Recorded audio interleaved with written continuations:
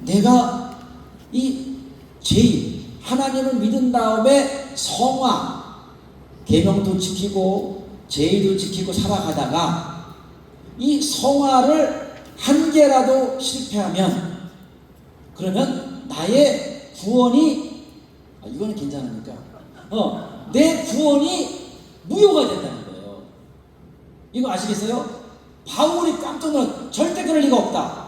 바울이 이신칭의를 얘기했죠. 바울이 야 하나님 나를 선택했는데 내가 살아가다가 계명 하나 오겠다고 해서 내가 구원이 무효가 돼? 그러면 안 돼. 그게 바로 바울이죠. 근데 여러분 가톨릭이 초대교회가 막 하다가 칠성내라는 게 있어요. 태어날 때부터 죽을 때까지 이것도 해야 되고 저것도 해야 되고 이게 다 거룩의 과정이라고 보는 거예요. 그런데 이거 하다가 하나라도 실패하면은 너희들 구원이 무효야. 이게 가톨릭이에요. 그래서 루터가 아니 옛날에 바울도 거기에 싸우는데 어떻게 무효가 되느냐? 아니다. 신이론. 그래서 유대교와 가톨릭이 성화에 실패하면은 칭의가 무효라고 하는 거에 대항해서 바울의 칭의론, 루터의 칭의론. 여러분이 잘 알고 있는 예수 믿고 구원받는 것은 영원하다 라고 얘기하는 것이 그게 개신교예요. 개신교. 근데 잘 보세요. 그래서 개신교는 구원을 강조하잖아요. 근데 개신교 문제가 뭐냐? 개신교는 이 제의를 무시해요. 구약에서 제사 드리고 하는 거를 무시해. 왜? 이거는 유대교 유산이니까 이거 문제가 필요 없어. 그래서 구약에서 뭐만 남느냐? 수평적인 윤리만 남겨놓고 다 버리는 거예요. 그러니까 여러분 아까 이 제의라는 게 왜 중요하냐면 아까 금식도 하고 찬양도 하고 기도도 하고 이런 것들은 윤리적이 아니지만 하나님을 만날 수 있는 도구인데 개신교는 그거를 중요하지 않다고 얘기합니다. 중요하지 않다. 여러분들 교회에서 레위기 공부 좀 해보셨나요? 레위기. 레위기, 민수기 이런 공부하면 이건 어려워. 그냥 이거는 유대교들인데 잘못된 거 다 버려. 그래서 구약에서 윤리적인 것만 남겨놨어요. 제가 여러분 이번에 구약학 공부하는 분들과 함께 민수기를 1장부터 36장까지를 구약 교수들이 다 이거를 설교를 만들었어요. 근데 민수기 보면은 뭐가 있을까요? 거기에 여호수아와 갈렙 얘기 나오고 뭐 나오고 나머지는 다 제사에 관한 거거든요. 근데 민수기를 설교하기 힘들어. 가다가 보면 또 제사. 아이고 이거 어떻게 써요? 다 버리잖아요. 근데 그게 다 뭐가 상관있어요? 우리의 거룩하게 살아가는 법, 하나님을 만나는 법에 대한 겁니다. 그런 거를 잘 공부하면 우리가 어떻게 거룩하게 살아갈지에 대한 지침을 제공하는데 우리가 구약에서 그런 걸 다 빼버렸어요. 개신교가. 그런 거 중요하지 않다. 칼빈도 그렇고 루터도 그렇고. 그렇게 해서 개신교는 뭐가 남았느냐? 자, 개신교는 신의. 이거는 너무 중요하죠. 예수 믿고 구원받아서 그 다음 어떡하? 이거 해. 계명만 남았어요. 그래서 개신교는 예수 믿고 행하는 건데 행하는 것만 하다 보니까 에너지가 없는 거예요. 힘들어. 그래서 여러분들이 개신교에 이제 유명한 리차드 포셀라는 사람이 뭐라 그러냐면은 여러분이 다니는 건강한 교회는 안 그런데 일반적으로 우리가 예수 믿으면 두 가지 극단적인 생각을 한다는 거예요. 어떻게 하냐? 나 구원받았어. 근데 구원받았으니까 이거 해 그러면 나 구원만 받을래. 나 더 이상 할 거 없어. 구원에 머무른 아무것도 안 해. 그거를 무도덕주의라고 해요. 아무것도 안 해. 나 구원만 받을 거야. 어때? 뭐 구원받으면 되지 뭐 딴 거 뭐가 필요가 있어. 하면서 이 땅에 살아가는 동안에 뭐 간음을 행하든 악을 행하든 이렇게 막 엉터리 살아가도 그냥 구원받고 말래 하는 부류가 하나 있어. 그 다음에 한 부류는 열심히 해. 교회에서 봉사도 하고 막 해요. 근데 이게 뭐냐면 하나님의 은혜로 하는 게 아니라 이거를 의지로 하는 거예요. 의지. 열심히 하다가 지쳐서 나가 떨어졌어. 율법주의에 얽매여. 무도덕주의와 율법주의에 얽매여가지고 기쁨으로 하나님의 일을 행하는 사람이 많지가 않은 거예요. 왜 그럴까? 거룩에 대한 얘기가 약화되게 되는 거예요. 자, 그래서 이제 제가 이 표를 딱 써놓고서는 하려고 그러니까 너무 어렵잖아. 그렇죠? 그래서 여태까지 제가 서론을 한 거예요.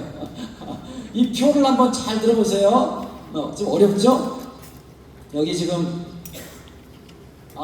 자, 이렇게 보겠죠? 이게 제가 있으니까 보세요. 거룩의 여정이에요. 기독교인들이 예수 믿고 구원을 받은 다음에 하나님 나라 갈 때까지 어떻게 거룩하게 살아가는가 하는 게 거룩의 여정인 거예요. 그러면은 자, 여러분 잘 아시죠? 제일 먼저 출발이 뭐예요? 칭의. 칭의가 없으면 기독교인이 아니에요. 예수를 믿고 구원을 받는 거죠. 그렇죠? 그러면 이게 뭐예요? 여기 보면은 거룩의 여정이 출발이에요. 시작이에요. 시작에서 안 가. 머물러 있으면 안 되잖아요. 그냥 이제부터 거룩하게 살아가는 거예요. 그러려면 뭐가 오죠? 이게 성화예요.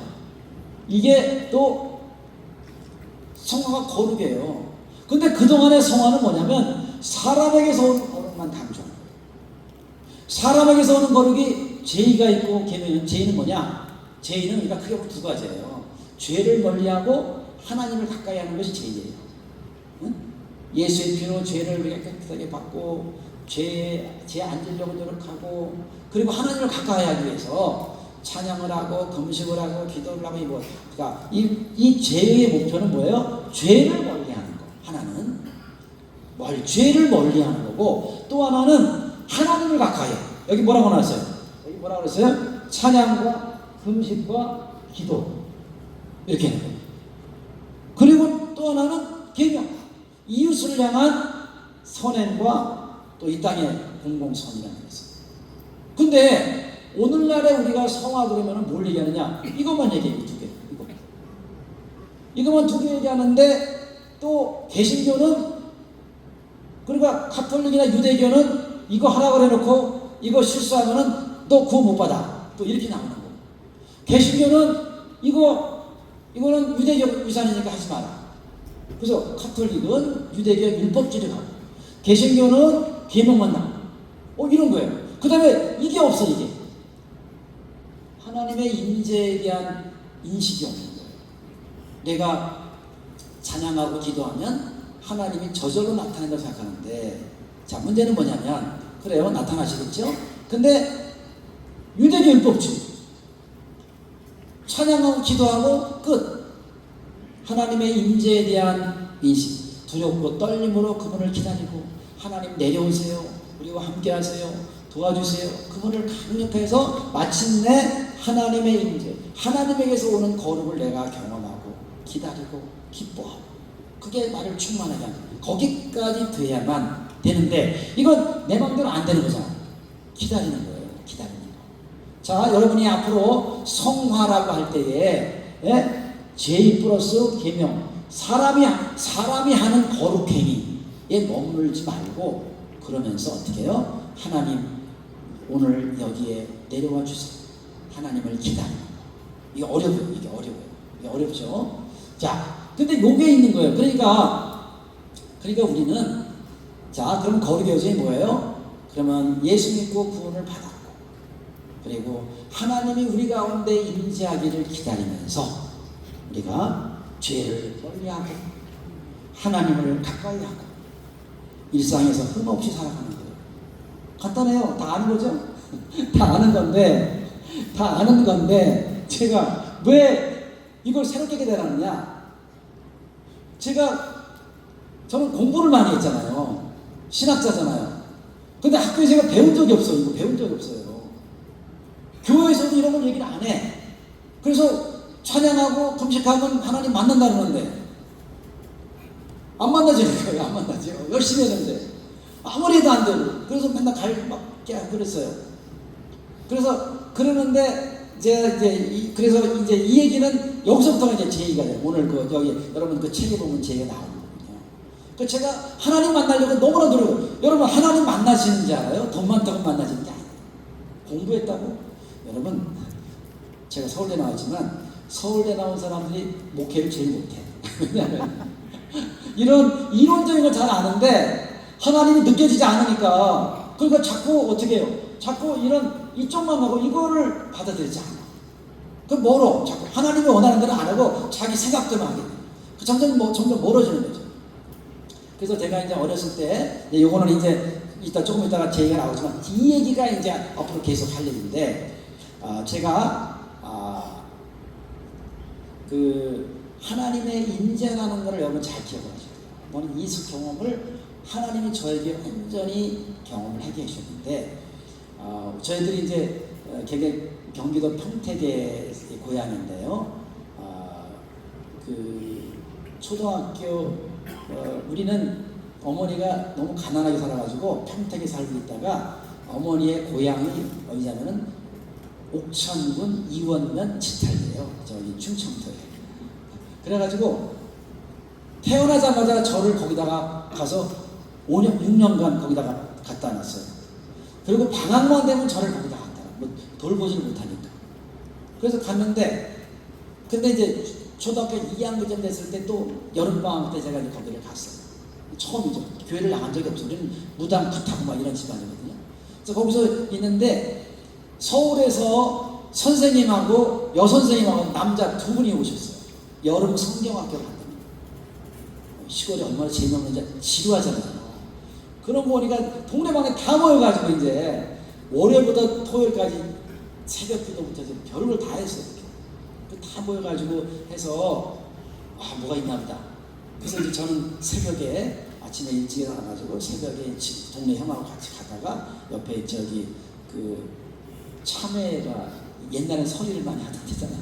참외가 많더라고요. 근데 저는 착하니까 안 하려고 그러는데 이 사촌 형이 나를 붙들고 먹고 가자는 거예요. 아직 시간이 있으니까. 같이 가서 멀리 참외를 따서 먹고 나니까 시간이 딱 갔어요. 그때 선생님이 아마 회개를 가르치는 시간이에요. 회개. 아침에 새벽 기도를 다 설교하더니 뭐라 그러냐면, 여러분들 오늘 평생 동안 지은 죄를 회개하면 그거 다 하나님이 용서해 주시니까 기도하라. 그러니까 내가 나 오늘 지은 죄부터 시작을 해서 하나님께 진짜 죄 짓고 나니까 기도가 잘 되더라고요. 그래서 내가 죄인이구나 하고서 거기서 막 기도를 했어요. 뭐 알아요. 기도를 했어요. 그리고 이제 시골이니까 뭐 게임도 하고 그림도 그리고, 그 다음에 그때 글짓기도 했거든요. 제가 글짓기를 했더니 선생님이 너무 잘했다고 막 읽히고. 근데 그때는 지금은 제가 높은 미가 무서워 노래를 못하거든요. 근데 그때는 미성이가 노래 잘했어요. 그 노래 잘한다고 그래요. 거기 제 형이 저보다 3년 위인데 형들 친구들 다 몰려왔어요. 근데 제가 1등을 했어요. 초등학교 2학년인데. 이것저것 얼마나 좋아요. 신나. 그리고 나서 한 주를 보내고 나서 이제 고향에 왔어요. 고향에 와서 제가 주일학교, 우리가 구세군 교회에 있어가지고 갔는데, 아니 이 사람들이 내가 몇 주를 다녀도 출석을 하고 저를 출석을 하고, 지금 생각해보니까 아니 이 사람들이 내가 장차 장신 때 교수가 된 사람 이렇게 무시할 수 있나 이런 생각으로 4주 갔다가 재미없다고 그만뒀어요. 안 나가고 이제 있는데, 어머니가 우리 집에 누나가 어렸을 때 이제 허리가 굽는 병이 생겼어요. 우리 아버지가 거기 미군 부대 평택에 이제 있었는데, 딸이 이렇게 굽어가지고 그러니까 전국을 돌아다니면서 다 고치려고 했는데 못 고쳤어요. 곱추같이 이렇게 된 거예요. 그러니까 어머니가 자존심 상해가지고 막 그냥 울고 해도 안 되는 거죠. 그러는데 제가 중3 때 누나가 고등학교 졸업하고 기도원에 갔는데, 기도원의 권사님이 우리 누나를 해서 막 기도를 해주는데, 이 허리를 계속 만지다 보니까 허리가 이렇게 딱 피는 거예요. 그러니까 이제 우리 어머니가 또 완전히 뭐라 그럴까, 우리 아들들이 셋인데 우리 셋이 엄마를 못 이겨요. 우리는 다 결정 장애가 있어요. 모든 걸 엄마가 시키는 거예요. 그래서 그런 시절이거든요. 우리 어머니 독재예요. 아버지는 너무 착해. 돈을 못 벌어. 어머니가 늘 어머니한테 얻어 터지고, 엄마는 맨날 짐 싸들고, 아버지가 그 사무실에 있으면 짐 싸들고 와가지고 나 집 나간다 그러고, 아버지는 무능하니까 어떻게. 그렇게 살고 있는데 갑자기 누나가 고쳤다는 소문이 난 거예요. 그래가지고 어머니가 야 내일부터 교회 나가. 그래서 다 교회를 나가기 시작하면서부터 우리가 어려운데 막 기도하고 구역에서 자꾸 와서 기도를 해주더라고요. 뭐 일 있으면 또 기도하고 또. 그러니까 우리는 아무도 우리를 다 멸시하는데 교인들이 우리를 너무 그렇게 사랑해요. 그래서 와가지고 막 기도해주면 너무 좋아서 어머니도 우리 아버님이 제일 좋아. 교회는 잘 안 나가는데 제일 좋아하는 게 뭐냐? 예배 드리는 거예요. 그래서 예배 드리고 같이 얘기하고 그러는 거예요. 자, 근데 그때가 중3이거든요. 그래가지고 제가 이제 어머니가 내일부터 그때가 서울에 유학을 가서 하고 있었는데 주말마다 내려오라는 거예요. 교회 다니니까. 그래서 주말마다 교회를 갔는데 여러분 제가 그 개척교회를 하는데 거기가 이제 예식장을 하는 데가 바뀌었어요. 교회를. 중고등부 모임인데 내가 입구에 문을 딱 여는데 깜짝 놀랐어요. 정훈아, 너 왜 이제 오냐? 이게 딱 그거야. 그래서 내가 깜짝 놀랐어요. 정훈아? 그게 하나님의 음성이 탁 들리는 거예요. 그래서 가만히 돌아봤어요. 언제 내가 하나님 만난 적 있지? 옛날에 초등학교 2학년 때 일주일 동안 있는 동안에 하나님의 임재가 제 가슴에 막 박힌 거예요. 하나님이 살아계시는 거예요. 그래서 이제 신앙생활을 시작을 했죠. 그러면서 이제 교회를 자연스럽게, 그러니까 여러분 하나님의 임재 의식이라는 게 너무 어려운 거예요. 제가 나중에 미국에 가서 이렇게 부흥회 끝나고 나면은 제가 항상 마무리를 했거든요. 결단의 시간 같은 거 하잖아요. 풍선 터뜨리고. 그런데 주일학교를 나온 사람들은요 변화될 준비를 하고 있어요. 탁 치면 그냥 확 바뀌어요. 근데 주일학교 한 번도 안 갔던 사람은 아무리 해도 강팍대 돌아오지 않아요. 시간이 많이 걸려요. 그래서 주일학교가 중요하거든요. 근데 그래서 제가 그렇게 해서 저도 지금도 그래요. 중고등 주일학교는 뭐냐? 하나님의 임재의식이 중요하다. 그러니까 어떡하냐? 주일학교에서 여러분이 주일학교 애들한테 뭐 먹는 거 주고 여름 성경학교 하고 겨울에 하고 하면서 그 선생님의 모습을 보면서 하나님의 임재를 가슴에 깨닫는 거예요. 아이들 마음에 하나님의 임재를 깨닫게 해주면은 이 아이들이 나중에 세상에 나가도 돌아올 수가 있어요. 하나님의 품이 풍성하다는 걸 깨닫게 해요. 저는 그래서 지금도 주일학교 할 때마다 아이들한테 계속 떠나더라도 언제든지 돌아와라 이렇게 강조하는데 제가 하나님이 딱 제 안에 딱 계신 거예요. 그리고 이제 대학교를 갔는데 제가 대학교 들어갈 때는 이제 내가 이제 공대 갔으니까 뭔가 이제 우리 집안을 일으키겠다고 했는데 가서 하나님을 잃어버린 거예요. 내가 남들을 구원시킬 정도로 제가 안에 많이 알고 있는데 나는 기독교인이 아니에요. 뱅뱅 도는 거예요. 그래서 우리 친구들이 그 당시에 하늘산 기도원이고 순복음 기도원 다니거든요. 나를 맨날 청년회장을 했는데 청년회장이 은혜롭지 못한다. 성령을 못 받았다. 나를 맨날 그래가지고 내가 그래서 어디 수련회 가면은 자기들끼리 모여요. 은혜 받지 못한 회장과는 따로 모여야 돼.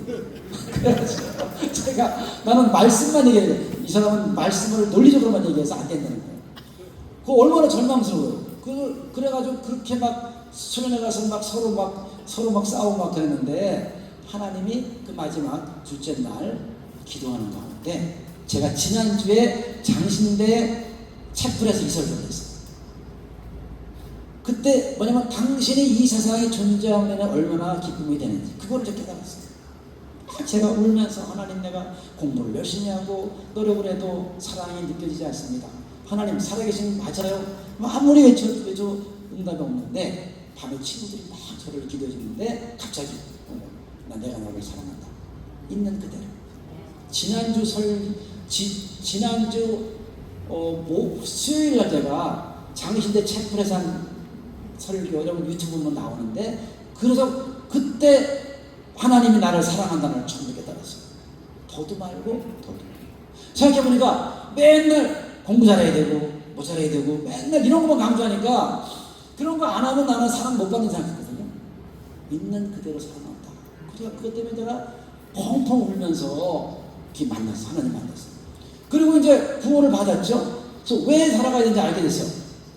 그리고 제가 이제 하나님이 저 안에 저의 한계를 사랑하게 해주시고 저의 약점도 사랑하게 해주시고 그래서 제가 이제 신앙생활을 시작했는데 이제 신학교를 왔는데 이제 제가 이제 고등부하고 청년부를 맡게 됐어요. 제가 이제 나이가 20대밖에 안 되는데, 그래서 가르치는데 이제 저는 여전히 전형적인 개신교예요.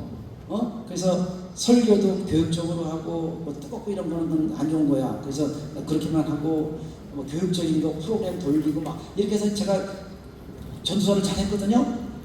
근데 우리 교회 이 선생님들이 갑자기 저를 찾아왔어요. 세 번째 해가 됐어요. 전사님, 이번 여름 성경학교 여름 수련회는 아무것도 하지 마세요. 부흥회만 해주세요. 그래서 저보고 부흥회를 속으로 딱 뜯어놨어요. 그거 내가 제일 약한 건데 나는 방언도 못하고 아무것도 못해. 속으로. 근데 그동안 제가 다 프로그램 만들어놨기 때문에 그거 우리가 다 할 수 있어요. 부흥회만 하세요. 가슴이 철렁대려 앉았어요. 야, 큰일 났다. 이번 여름에 완전 배정문 책들이 톡톡이 나가겠구나. 앉아가지고 한 달이 남았어요. 근데 어떻게 해야죠? 물러설 수도 없고. 그래서 어떻게 했냐면은 한 달 동안 아침 금식을 했어요. 아침 금식. 그래서 아침마다 근데 너무나 이거 안 되면 창피하잖아요. 이제 전서 그만둬야 돼. 그래가지고 아침마다 이렇게 하고. 근데 그때 여름 설레가 어디냐면 옥천 이원 지탈리에 제가 변화받은 그 교회 그 동네 학교에서 했어요. 거기 프로그램을 짜고. 그래가지고 그래서 제가 기도하는데 둘째 날, 첫째 날, 셋째 날이 아니고 저는 캠프할 때 기도하는 게 제일 싫어요. 캠프할 때 준비도 안 되는데 막 기도하라고 하지. 그때마다 제가 캠프할 때 기도하면 한 번도 성공한 적이 없어가지고 저 구석에서 항상 우울해가지고 앉아 있었거든요. 그래서 우리 학생들은 둘째 날 기도하게 만드는데 기도가 끝난 다음에 소외된 자가 없도록. 그런데 그날도 제가 하나님 기도를 부착했어요. 딱 올라갔어요. 그래서 말씀을 제가 막 전하는데